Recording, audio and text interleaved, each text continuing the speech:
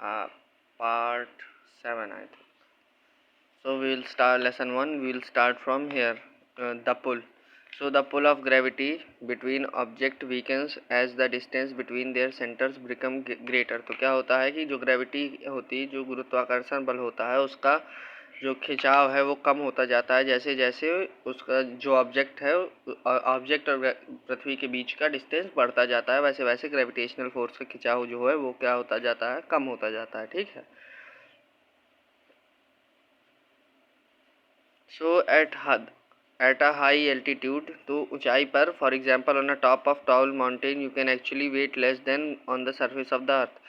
तो क्या होता है कि एग्जांपल के लिए कि अगर आप एक बड़े पहाड़ पे चले जाएं, ऊंचे माउंटेन पर, तो क्या होगा कि आप कम भारी फील करेंगे जितना कि आप सरफेस पे फील करते हैं. इसका रीज़न ये है कि आप पृथ्वी से बहुत ऊपर हैं. ठीक है. इसके बाद 1.12 mass and weight. So mass does not change with the change in location. तो मास बदलता नहीं है चेंज लोकेशन बदलने के साथ. ठीक है. So no matter what happens to the force of gravity. तो उससे कोई मतलब नहीं है कि ग्रेविटी को क्या होता है. Mass stage the same and only the weight changes. Mass same रहता है, सिर्फ वेट बदलता है. ठीक है. From the above properties a more comprehensive definition of matter has emerged. तो ऊपर दी गई प्रॉपर्टीज़ से एक बहुत ही बढ़िया डेफिनीशन, मैटर की डेफिनीशन आती है, और वो ये है कि anything that has mass and occupies space is matter. तो कोई भी ऐसी चीज़ जिसके पास मास है और जगह घेरती है वो मैटर है. ठीक है. अब 1.13 density. Suppose you are asked to determine what is heavier, wood or lead. तो सोचिए अगर आपसे पूछा जाए कि आप ये बताइए कि लकड़ी और लीड में क्या भारी है. Perhaps you would suggest comparing the masses of the two in equal volume on a balance.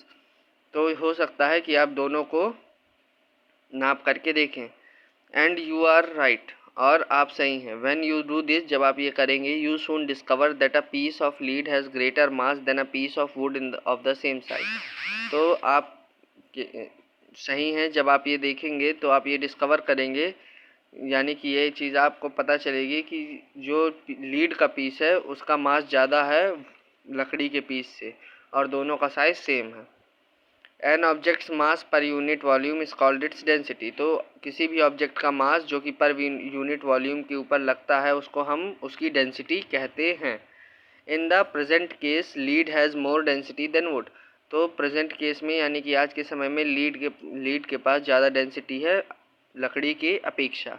Density is often expressed in grams पर मिलीलीटर और ग्राम्स पर क्यूबिक सेंटीमीटर. तो डेंसिटी बताई जाती है ग्राम्स में, जो कि पर मिलीलीटर या तो ग्राम पर क्यूबिक सेंटीमीटर के हिसाब से. ठीक है. अब 1.14 difference between living and non living things. तो पहला डिफरेंस है structure. Living things are made up of cells and while non living things are made up of molecules. तो लिविंग थिंग जो होती हैं वो सेल्स की बनी होती हैं, और नॉन लिविंग थिंग्स जो होती हैं वो मॉलिक्यूल्स की बनी होती हैं. दूसरा है growth. Living thing grow and develop whereas non living thing do not grow and develop.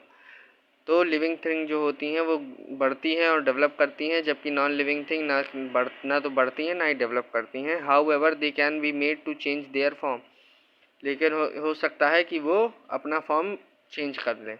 Movements, यानी कि नॉन लिविंग थिंग्स अपना फॉर्म चेंज कर सकती हैं.